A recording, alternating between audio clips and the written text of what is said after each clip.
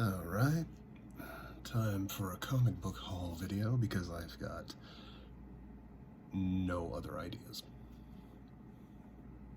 Whatever. This is going to be different than the shorts that I make for comic books that I find at the dollar store. I actually bought these at full price. They're part of my collection. They're not like oddities or anything. First up, this beautiful book, Batman 3 Jokers. It's under DC's Black Label, and I've been having like really good luck with that. Anything that's Black Label is just fantastic these days. Like, the art is fucking awesome, and anything with the Red Hood in it, I'm there. Like, do you see this? It's fucking gorgeous. And the Red Hood, not like spoilers, but you know, I'll put it in the title or whatever. He kills the Joker that killed him. Absolutely fucking awesome. Get this book. It's absolutely worth it. It actually works as a sequel to The Killing Joke, a sequel to Joker by Brian Azzarello, and also closure to the Jason Todd murder arc. It completes a whole bunch of timelines. I love that. It adds richness to the lore. I'm a sucker for comics like these. Next up is something odd that I found. It's The Dark Knight Returns Last Crusade. I got the deluxe edition. It's what happened before. I don't know if... Well, it's the most famous... It's one of the most famous Batman stories in the world. So yeah, you know what happens. Batman, at the beginning of it, is retired. He's got a mustache. He's, you know... He's old. He's retired. He's tired. This is his last... Well, the last crusade. He starts to see Jason become this violent thing that he doesn't want him to become. He starts to see his own limitations. He starts to ache. You can, through like inner dialogue, you can tell that he's becoming very old and tired and ragged. Like, knees hurt. Croc, like Killer Croc, absolutely demolishes him, whereas before, like, he punches him in the face, whereas before Batman would have taken some teeth, a Killer Croc barely fucking flinches. It's really adept at showing how Batman is, you know, deteriorating, as all human beings do. Which is great, because I own the special edition box set. I think there's there's the Dark Knight Master Race, which is what happens after with Superman and Wonder Woman's daughter, that I really want to get to. I'm a sucker for these as well. Batman Detective Comics number 1000. They always do a special thing, and I got both Action Comics and Detective Comics number 1000 deluxe editions. The stories in these are actually really nice. From, like, you'd think it would be one of those things where, you know, they they do what they usually do, right? It's a compilation of all of Batman's most badass stories, or his most darkest stories, or, you know, something of that kind. But it's not. It's actually it's a pretty spread out celebration of the whole Batman character, from his regrets to his fears to his joys. Oh yeah, they added the story of no. They added the story of Brody, like Newt Brody, the bumbling idiot henchman that always messes up their plans, right?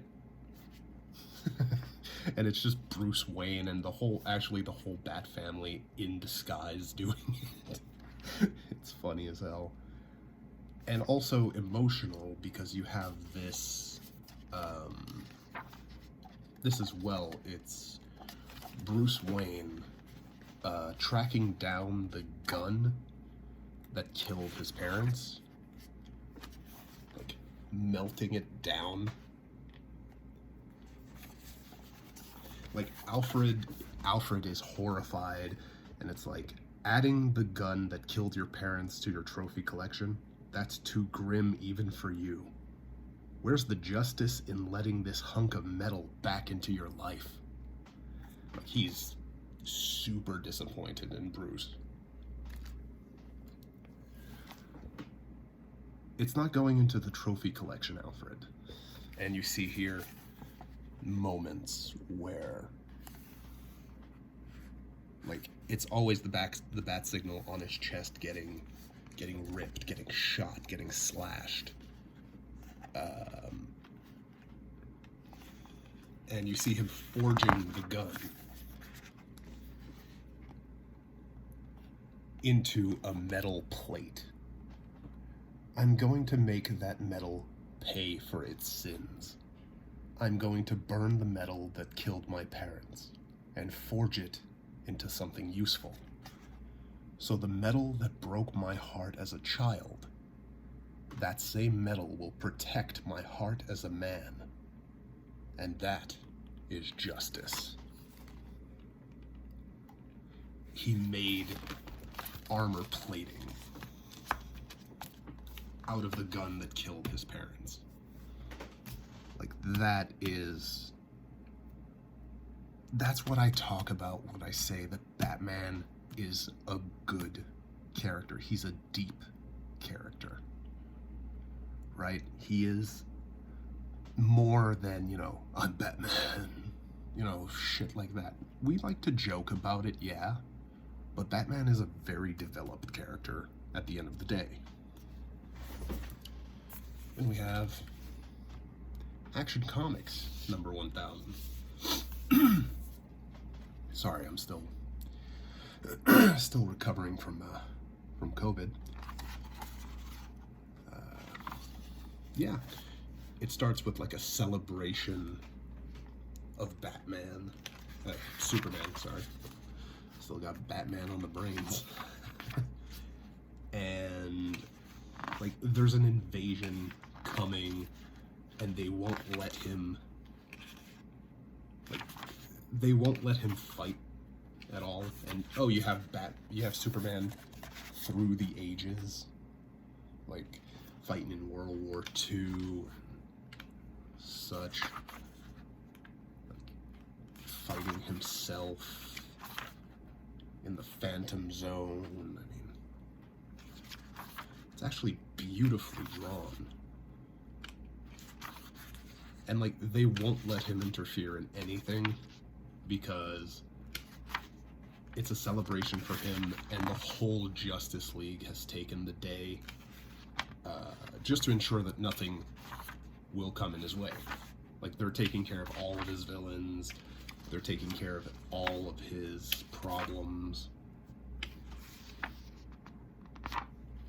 and it's really sweet to see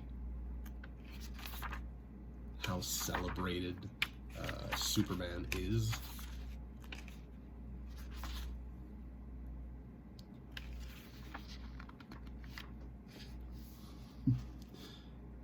Oh yeah. Then you've got him, you got like a shorter story where he plays chess with Lex Luthor, and Luthor, like after getting checkmated by Superman, just springs a kryptonite chain trap because he's such a sore loser. And then you got these gorgeous covers. Like, these are absolutely fantastic. These are beautiful. Like, it's all the different comic book covers that, you know, through the ages, and some are original to this book, I believe. Like, some are variants of this. I think this one was a variant for this book, if I'm not mistaken. Yeah, this is, like, it's, oof. Like, it really is Superman through the ages, because you got, like, the 90s, 80s, 2000s Superman style throughout the book. Hell, you even have the movie kind of art style.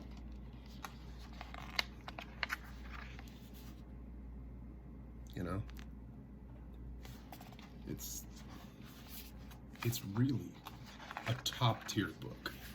I recommend the Batman one more than I do the Superman, but that's just it's personal preference. Get this one. It's worth every penny. It really is. Alright, next up, we have a series that I've always loved, but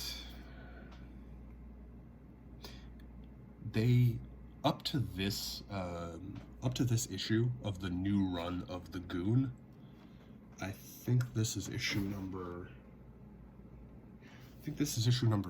3 of the new run, if I'm not mistaken.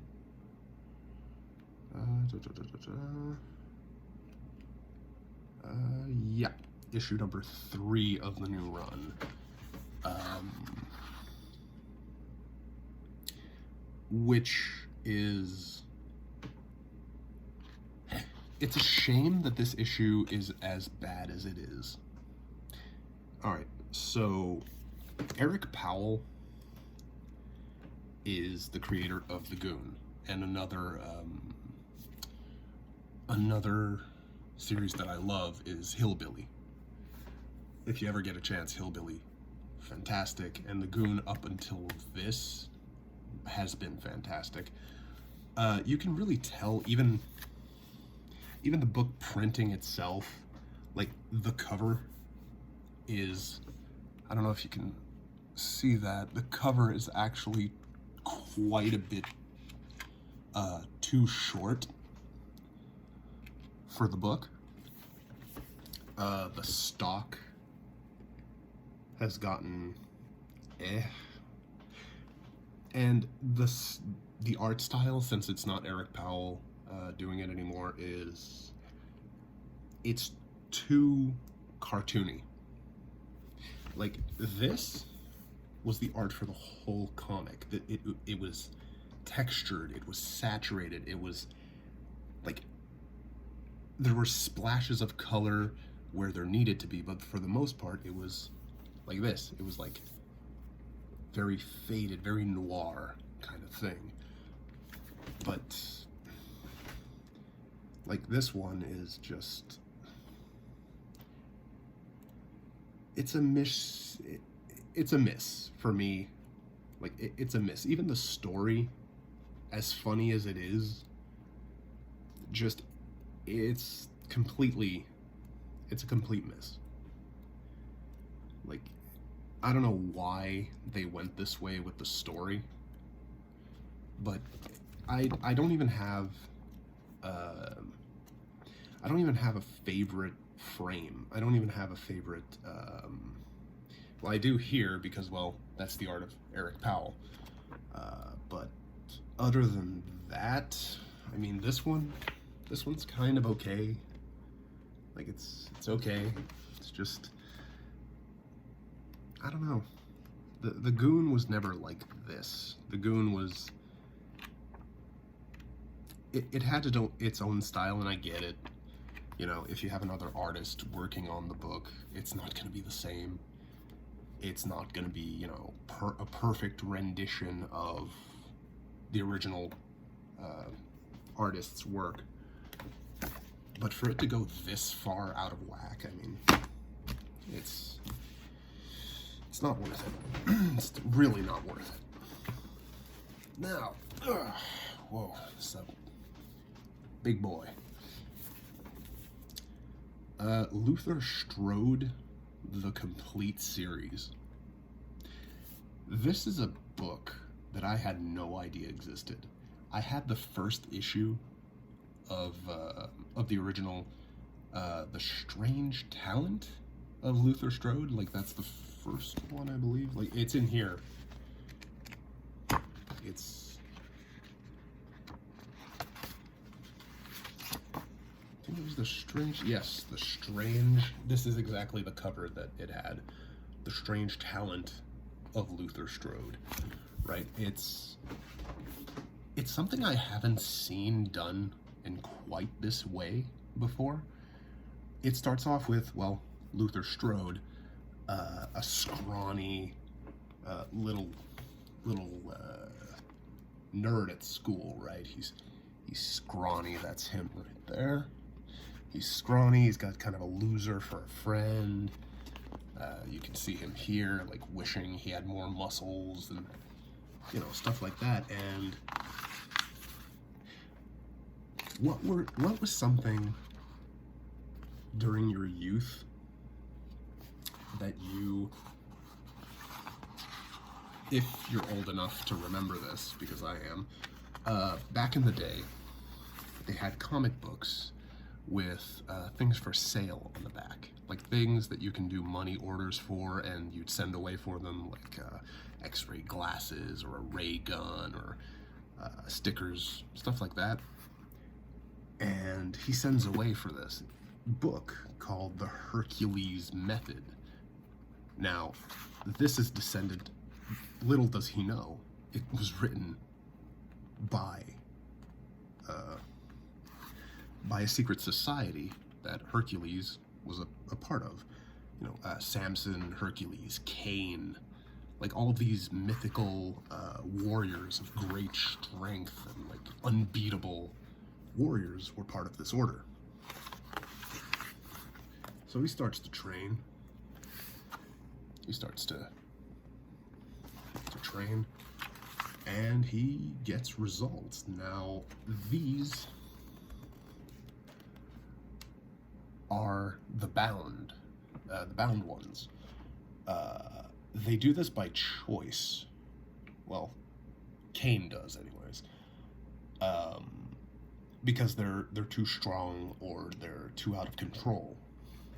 I mean, for God's sakes, like, this guy loosens a tooth, spits it out, and like, bam, right through the eye. Like, it's not that they don't feel pain. Pain is just an instrument, right, to be used. Then he starts eating way more. Like, toward the end,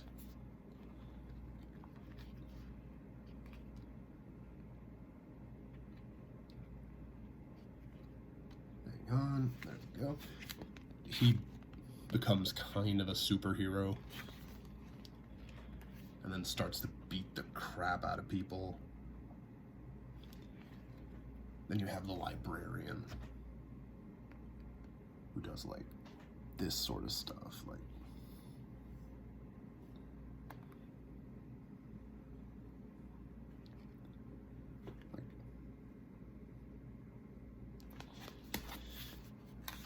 it's all about transcending the limits of the body, right? That's the Hercules method.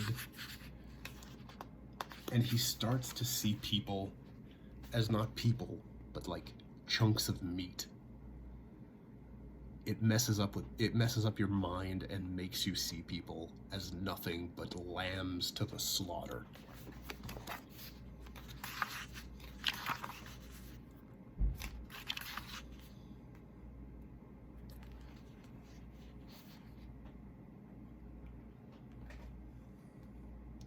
You see, like, this whole philosophy of murder is natural, it's a part of life.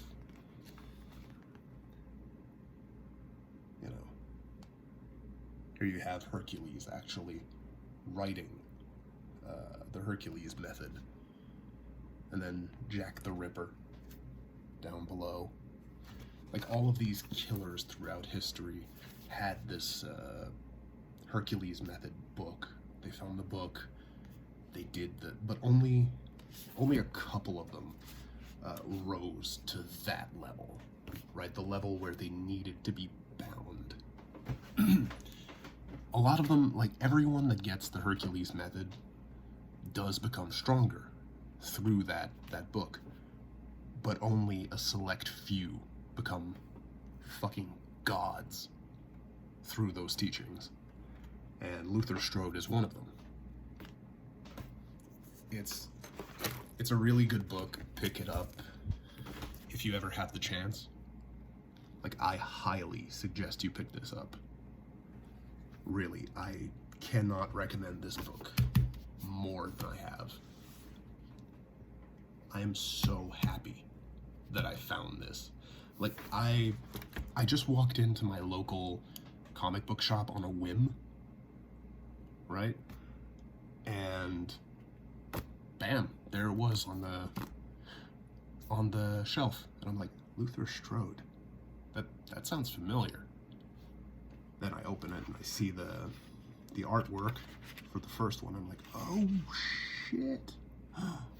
There's a whole freaking series. This is the complete series. I'm not sure if they're gonna do anything else with the idea, but so far, this is it. Now, I got something very special in the mail today. I was one of the people, I don't know if everyone remembers when they did, I think they're still doing it, the 75 years of the Joker, like Joker celebration of 75 years. I have that book, but today, what I got is the Joker, 80 Years of the Clown Prince of Crime. Now, as nice as the exterior of this book is, and I really appreciate this book because it has the comic book run. Ooh, listen to that crack. Oof. I don't like that crack. Alright, so it has all through the ages, and it has so many. This is by Mark Hamill.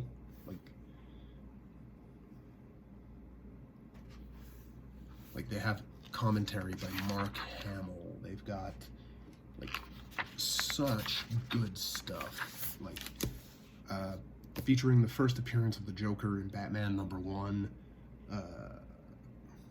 Soft Targets, the story that inspired the interrogation scene in Christopher Nolan's The Dark Knight. A never-before collected story by Bill Finger, co-creator of Batman. 400 pages of stories featuring the Clown Prince of Crime. Reflection and history lesson about the Joker's incredible past by comic legends Paul Dini, Scott Snyder, Jeff Loeb, Dan Didio, and Steve Englehart. True crime journalist Bill Jensen and beloved actor Mark Hamill. It also features I have Death of the Family. So, like, Joker rips off his face and disappears for a little while, and then, yeah, they have that too. I always love looking at these, right? The cover galleries. Yeah, look at that. Ooh, that's so nice.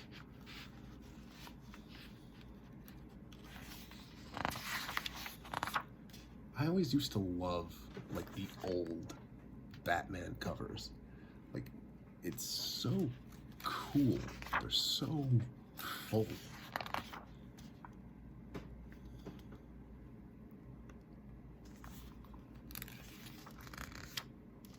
Oh, yeah. October 1999. And you've got this one. You've got, oh, yeah. Last Laugh. Yeah. Oh, Harley Quinn number 11. Oof. The Dark Knight 3, Master Race.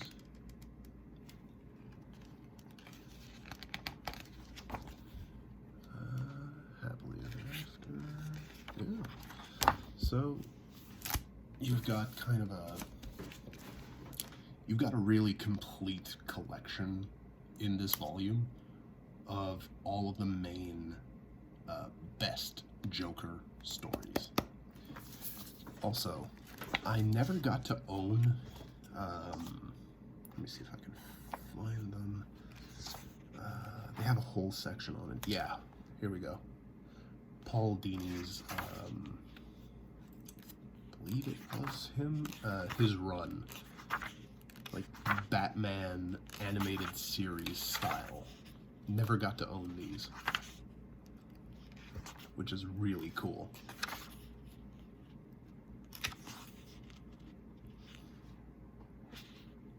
Love that style. And I'm not one for removing dust jackets, but I have to show this. It's actually pretty cool. As cool as the book looks with the dust jacket on, it looks amazing with the dust jacket off. This thing is a work of art.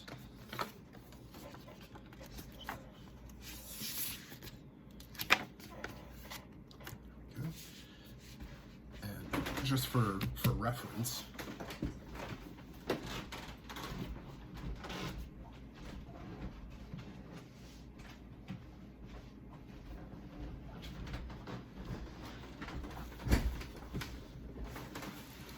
here is the 75-year anniversary of the Joker. Like, it has pretty much all the same.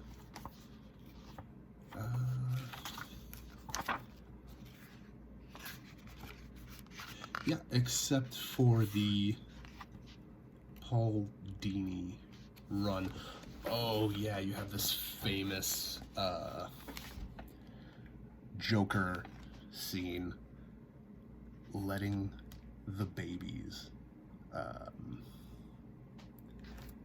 like essentially putting babies to death. Like the most awful thing he ever did. And you've got him kidnapping Robin. Like, it's so full of great stuff. Like, oh, you've got the newer, stuff as well. The only thing that is not the same with this issue that I love about this one is the dust jacket is not concealing much. It is concealing something cool, but nothing like the 80-year celebration. Yeah. So this was the comic book haul. I may go more in depth in the future, because this was not like this week's comic haul. I got this some this week, some last week, some the week before, a little backed up there. I essentially always get maybe 2, 3 comics, actual like hardcover graphic novels, maybe 2 a week, 3 if I really see something I like. Something you probably won't see here as much as I want them. The X-Men collection, like the Uncanny X-Men collections, the Fantastic Four collections, those are $200. And I can't really, I can, but psychologically it damages me. Like, thinking all of that money for comics that I already fucking read back, like, way back when, right? So who knows, I might just skip my comics of the week and then go for like one big one, just kind of, you know, make a huge video on it. And so I hope this setup works. You see my hands, you know, ooh, sexy hands. But yeah, as for the Elric of Melniboné recordings, that is going to take a while. I'm re-recording absolutely everything that was lost during the great YouTube purge. What a way to start the new year. So yeah, 16 subscribers. I mean, I appreciate every single one. Yeah. So, see y'all next time. And as always, be careful out there.